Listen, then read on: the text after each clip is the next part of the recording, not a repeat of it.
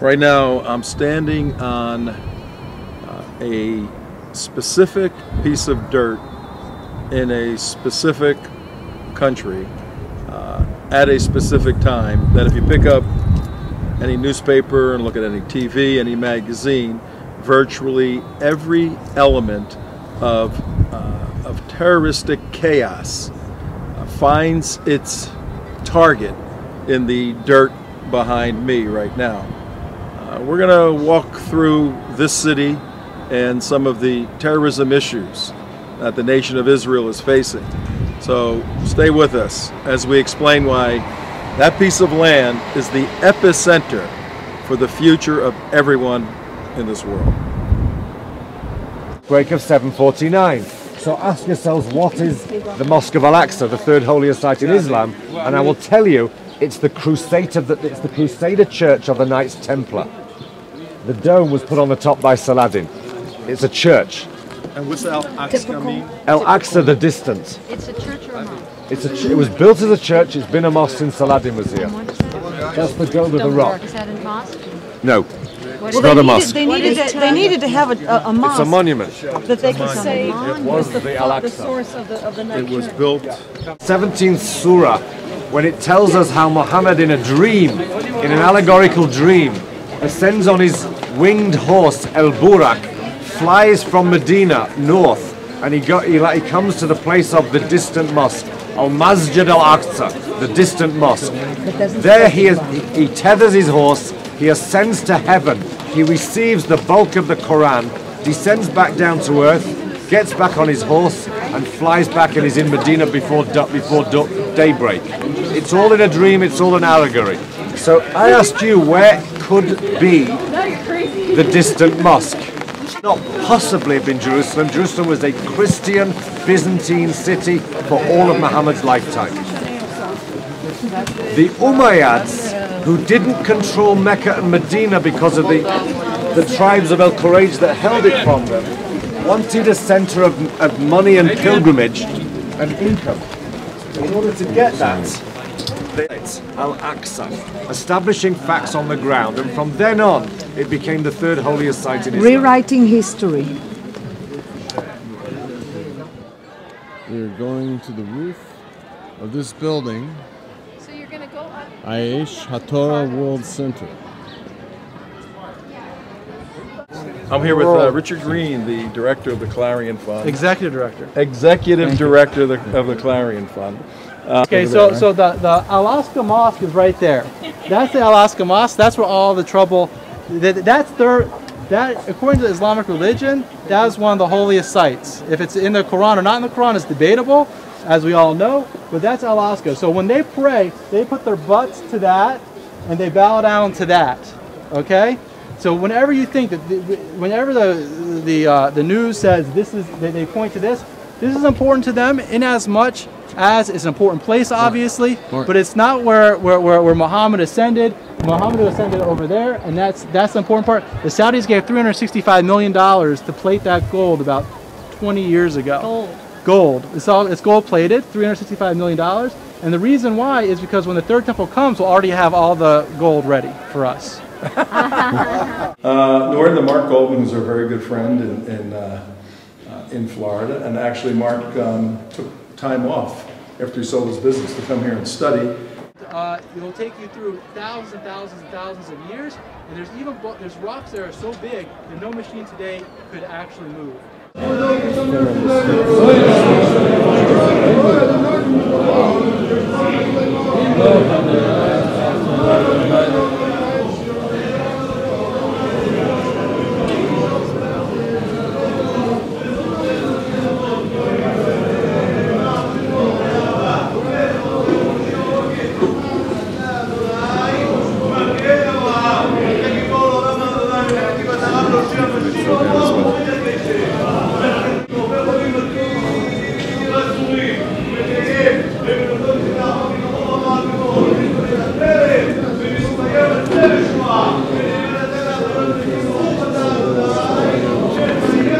just leaving the Western Wall, and we're now in the Muslim quarter of the old city of David on a Friday morning. It's supposed to get a little interesting. Stay tuned. Come out of the mosque, it's going to get very crowded, so try and stick together. Yeah.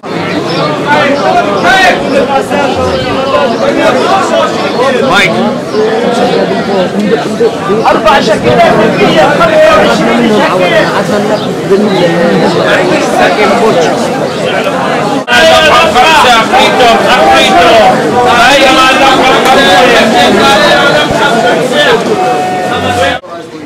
You can see all the stuff that's going on behind me. And we just came through just bodies packed together, and there were a couple of attempts at, pickpocketing, all of that. But we have 3 or 4 security guards on this trip. But this is an interesting way to travel through the old city.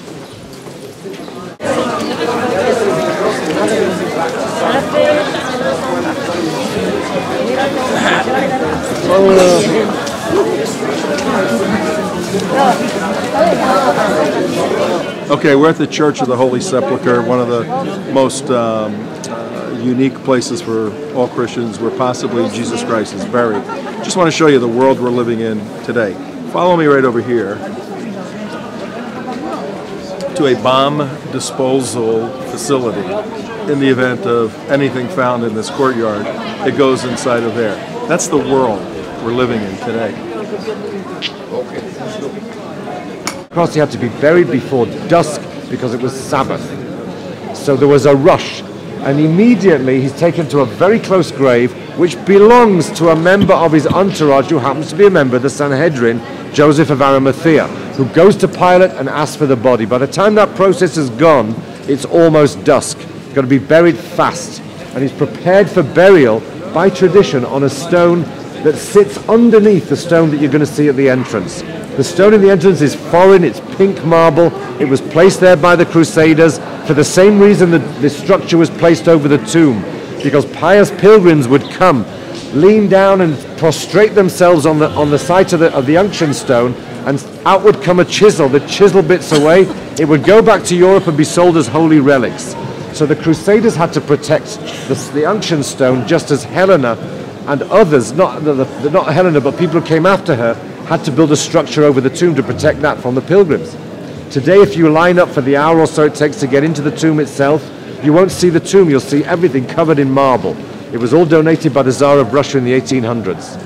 And much of the damage that was done to this church, it was 7 times it was damaged or destroyed, leaves it as a completely confusing building. It's not like anything else you're going to been to. You've been to the Sistine Chapel in Rome, whatever. It's not like any of it. But you can't detract from the fact that this is the holiest site in Christendom. What's the official name? Because all official archaeological traditional records show that this is the site of the earliest pilgrimages, and that this is the site of the crucifixion, the site of the burial, and the site of the resurrection. The Western churches call it the Church of the Holy Sepulcher, which means the Holy Tomb. The Eastern churches call it the Church of the Anastasis, which means the resurrection.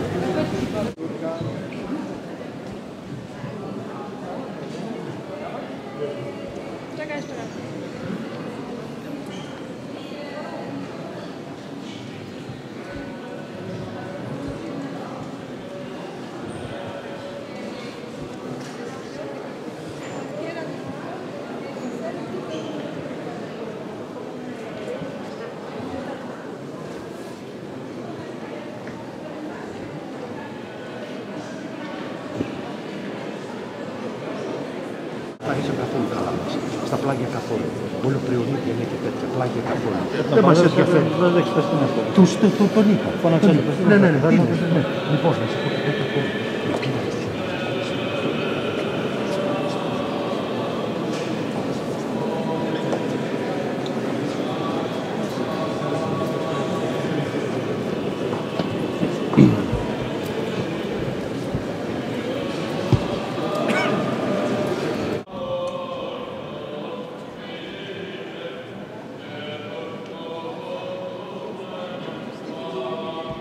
When Omar's son,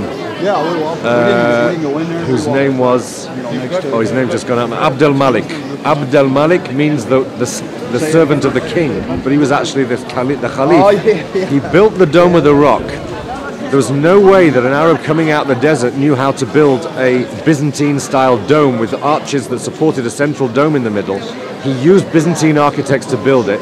He built it in the shape of the tomb of Christ, and he built it bigger and higher up to show that Islam was the biggest force in the city. Okay.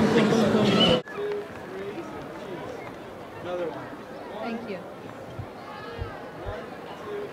Know that, you know, you can see pillars in the square of Roman times. The Roman Empire, the great Roman Empire, you know, and the Jews went up against the Roman Empire, and the Jews thought, we're going to squash out the Jews, and there'll be no more Jews in the world. And look today, all we have left of that Roman Empire are those pillars here, while Jewish school children are using those very pillars as toys and during their recess. Who has seen the movie Iranian? People, have you seen that? Besides being a junior tour guide, Alex is the director of Iranian for the Clarion Fund, wrote and directed that movie, so he's a highly talented filmmaker.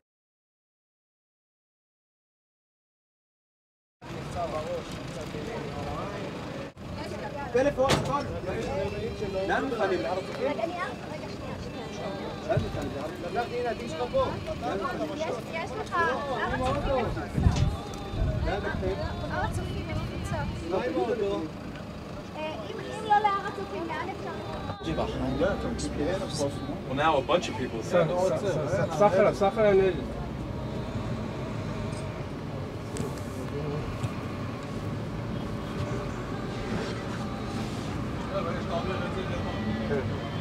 When the world media takes pictures and video and they say rocks is not dangerous, now you're a witness to see that rocks can kill. Yeah.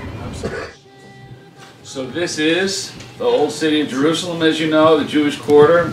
I have the good fortune of living right here as well. You can see my home from the window over here, so it's a wonderful place to live. I've been here since 1982. When I graduated from University of Toronto in Canada, I came here, one-way ticket, and I've been here ever since.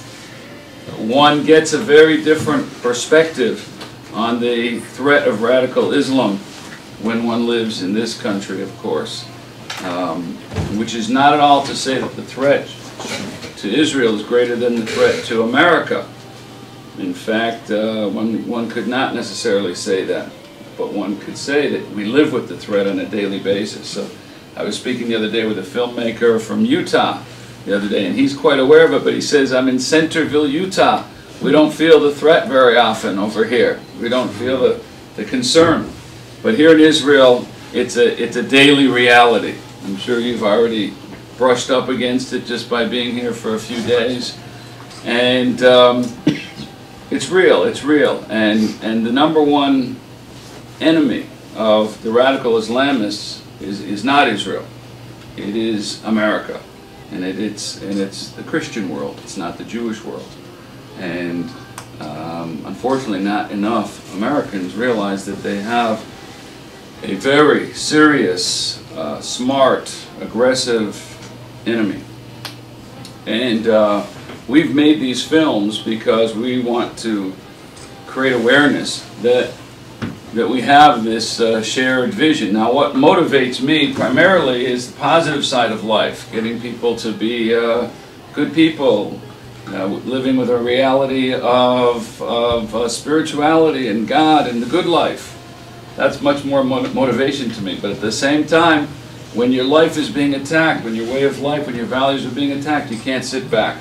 So we're working on both sides. We just came out with this new film, Israel Inside, which is all about a very positive view of what Israel is all about, the dynamic, humanitarian, democratic, creative, innovative country that's making the world a better place.